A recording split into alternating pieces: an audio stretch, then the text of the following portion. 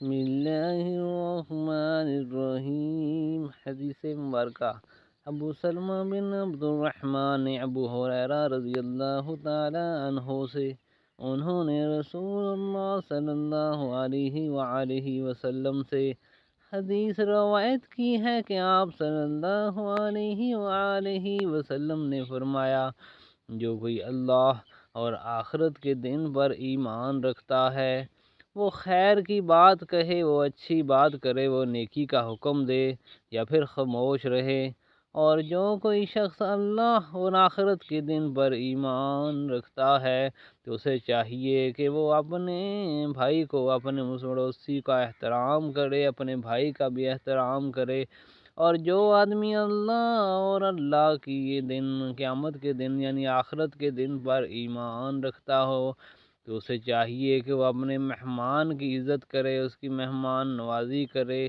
صحیح مسلم دوسری حدیث میں نبی کریم حضرت محمد صلی اللہ علیہ وآلہ وسلم نے فرمایا، جس نے سورۃ بقرہ کی آخری آیاتیں رات میں پڑھ لیں تو اسے ہر آفت، ہر مصیبت، دکھ سے بچانے کے لیے کافی ہو جائیں گی۔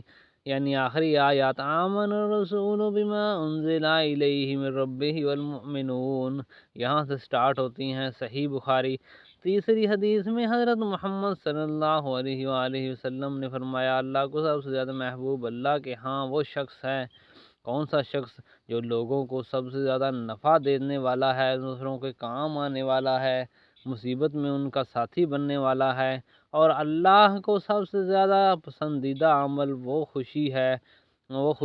کون سی خوشی؟ جو مسلمان اپنے مسلمان بھائی کے لیے کسی دوسرے مسلمان کو دے یا اس سے مصیبت اور رنج کو، مصیبت کو، غم کو، پریشانی کو دور کرے، تو یہ اللہ کو بہت خوشی ہوتی ہے۔ جو اس کا قرض ادا کرے، اس پر چڑھ گیا ہو، یا اس کی بھوک ختم کر دے، یعنی وہ بھوکا اس کو کھانا کھلا دے۔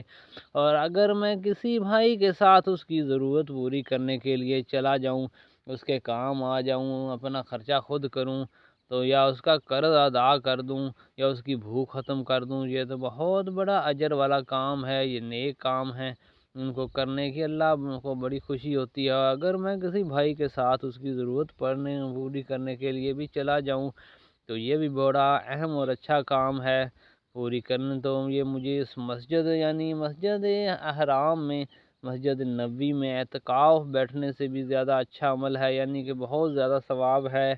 مسجد نبوی میں 1 ماہ اعتکاف میں بیٹھنے سے بھی بہتر ہے۔ سبحان اللہ وبحمدہ، سبحان اللہ العظیم۔ جس آدمی نے اپنا غصہ روکا، اور روکا بھی اللہ کے لیے، اللہ تعالیٰ اس کے عیوب پر پردہ ڈال دے گا، اس کی برائیوں کو چھپا دے گا۔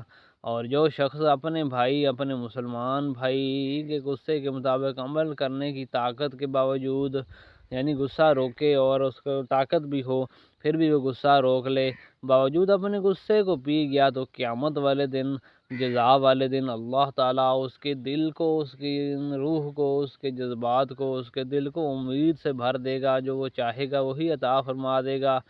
اور جو شخص اپنے مسلمان بھائی کے ساتھ، اپنے پڑوسی کے ساتھ، اپنے مسلمان بھائی کے ساتھ اس کی ضرورت پوری کرنے کے لیے ہونے تک اس کے ساتھ چلا، یعنی جہاں تک اس کا کام ختم نہیں ہوا اس کے ساتھ ہی چلا، تو اللہ تعالیٰ اسے اس دن ثابت قدم رکھیں گے، جس دن لوگوں کے، انسانوں کے قدم ڈگمگا جائیں گے، وہ پگھلا جائیں گے، وہ خوف سے لرزہ لرزہ ہو جائیں گے۔ اس دن یقیناً بد اخلاقی عمل کو خراب کرتی ہے۔